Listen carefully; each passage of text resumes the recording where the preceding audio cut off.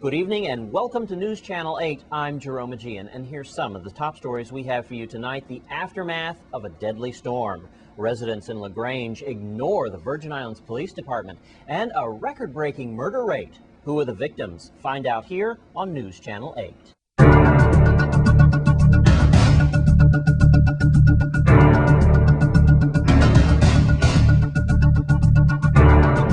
In our top story tonight, a 51-year-old woman drowned during that flash flood that ravished our territory recently. Based on the level of damages and destruction that took place with the rains that we received in the last 24 hours, we're in the town of Frederickstead. And I did it in conjunction with Gary on how we were underwater for the school system, yesterday. And also I have to tell you, the News Channel 8 crew was really limited just to get a on sense how of we what were has getting taken around. place here on the island of You're looking St. at Croix, some of that particularly on the footage, I western guess, end. And given the level from yesterday of and the day rainfall before, and also the runoff, it is very and clear unfortunately, that we did have a loss of life. Infrastructure work is going to be required. 51-year-old Rita Hamilton with her husband, they were trapped in LaGrange on Wednesday afternoon. This torrential flash flood that really caught the Virgin Islands with our pants down. Rita Hamilton, at least a two-time veggie chili cook-off winner, you know, and she's well known in the community, especially at Yucca, which is just a couple of blocks down the street behind us. Rita will be surely missed, and that was just a sad experience that we had a couple of days ago. From what we understand, Rita and her husband were trapped, and as water submerged their car, apparently they tried to get out, and he tried to get her out.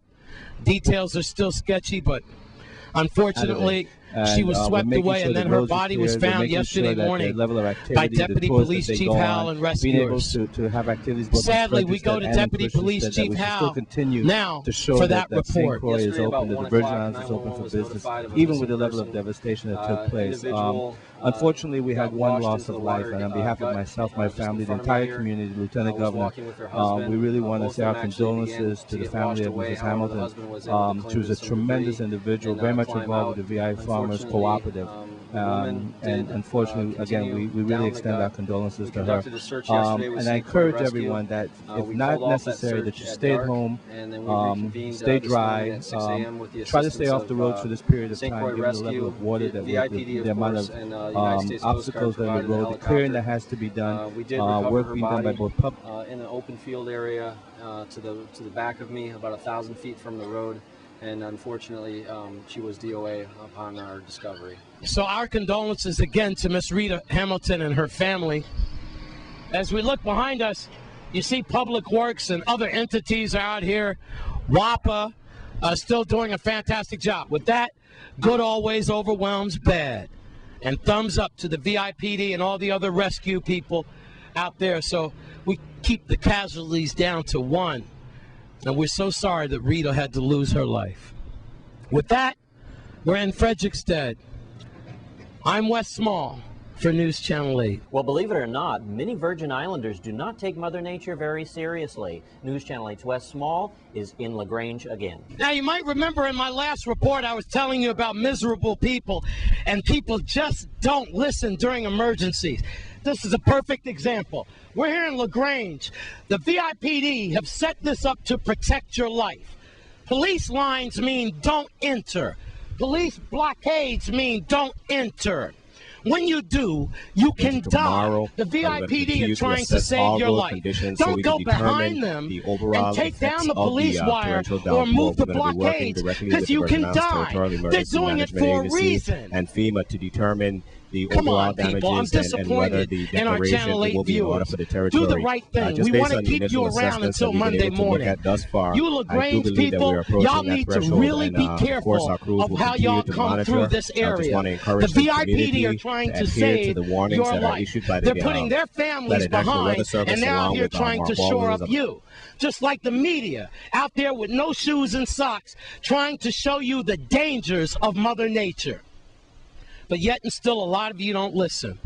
Well, good pictures here can't repeat. If you don't understand this journalist and you don't trust me, then at least look at what Mother Nature can do to you.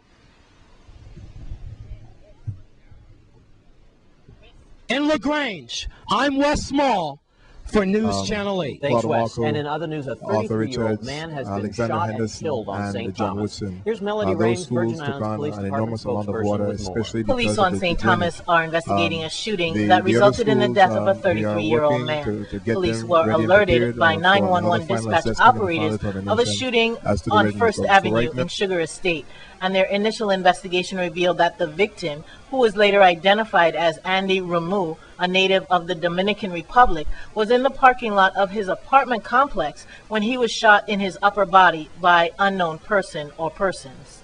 Witnesses in the area told police that they heard 2 shots around 9:30 p.m. on Wednesday, November 10th. The victim was transported to the Roy Lester Schneider Regional Medical Center for treatment and died from his wounds at about 8 a.m. on Thursday, November 11th. The case is being followed up by the Major Crimes Bureau, and police urge anyone having information about this crime to contact detectives at 715-5545, 715-5534, or call Crime Stoppers USVI at 1-800-222-TIPS. Thanks, Melody Rames. And that latest homicide on St. Thomas has now put us over the record for homicides in our territory. News Channel 8's Wes Small investigates on the statistics of who these victims are. Hey, thanks a lot, Jerome. We're at Rainbow Command. And since we've had all this storm and rescue operations, we really need to get caught up what's going on with our homicide rate. And now, with 33-year-old Andy Roma, he becomes the 57th homicide victim. And that was the one just 2 days ago that was shot, and he died yesterday, Thursday morning, in St. Thomas. The average age of the homicide victim for this year is just under 25 years of age, about 24 and 10 months. We calculated this. Folks, we have to do something about this. We have to stop the guns from coming into our territory. We know who's bringing in the weapons. Homeland Security knows who's bringing in the weapons. The local police know who's bringing in the weapons. And you know who's bringing in the weapons. Before this carnage continues and escalates so that we break another record next year, please call Crime Stoppers at 1-800-222-TIPS or 911. Please, let's do something before the record goes up and up. At Rainbow Command, I'm Wes Small for News Channel 8. Thanks, Wes Small. And when we come back from this break, ways to keep your cistern clean and the health benefits. Stay with us on Channel 8 News.